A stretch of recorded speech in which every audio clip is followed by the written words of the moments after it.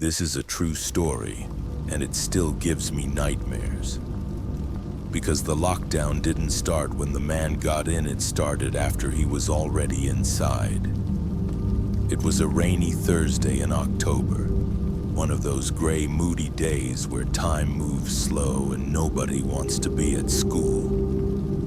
I remember this day clearly because it was the first lockdown I ever experienced, and the only one that felt like we weren't supposed to survive.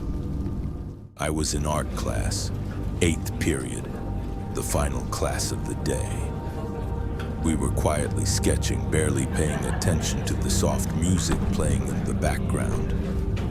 Then suddenly our principal's voice came over the loudspeaker. No chime, no warning. Teachers, please initiate lockdown procedures. This is not a drill. I repeat, this is not a drill. The room froze. Our teacher, Ms. Hart, immediately shut the blinds, turned off the lights, and motioned for everyone to get into the supply closet. She didn't explain anything, just told us to go now. Here's the weird part. We didn't hear anything. No sirens, no shouting, just silence. We crammed 25 people inside that small, dark closet, pressed between paint buckets and old canvases. 5 minutes passed, then 10. Still nothing. Then someone knocked. Not on the door, on the closet wall. Knock, knock, knock. One of the girls whispered, "Did anyone else hear that?" We all went dead silent. Then came the knocks again. Knock, knock, knock. Louder this time. The closet shared a wall with a hallway not used by students, just janitors and staff.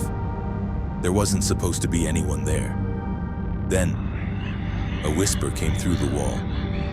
"Are you scared yet?" Someone gasped. Then the sound of metal dragged across the drywall, like a knife scraping a table.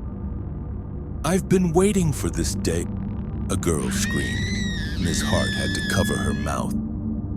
Then Jonah, a kid in my class, said something that changed everything.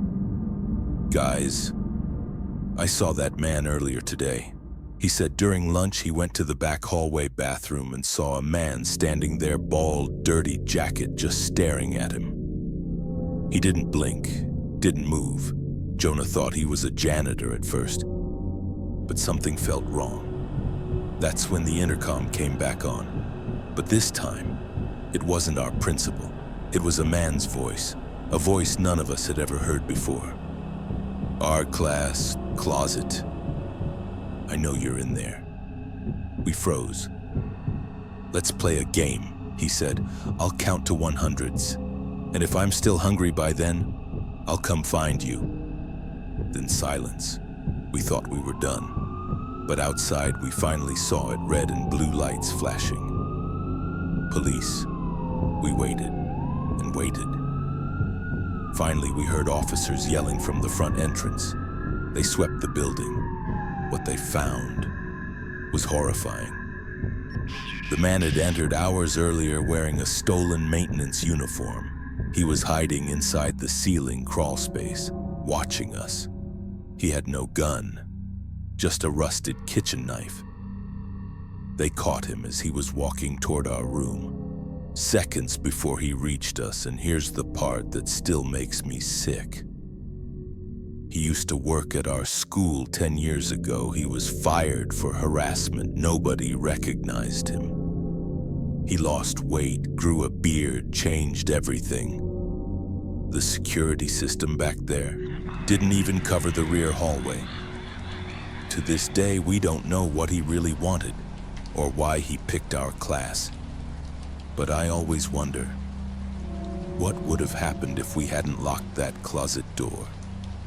If this story made your heart pound even a little, hit that like button and subscribe. Because the next story is even worse. And yes, it really happened.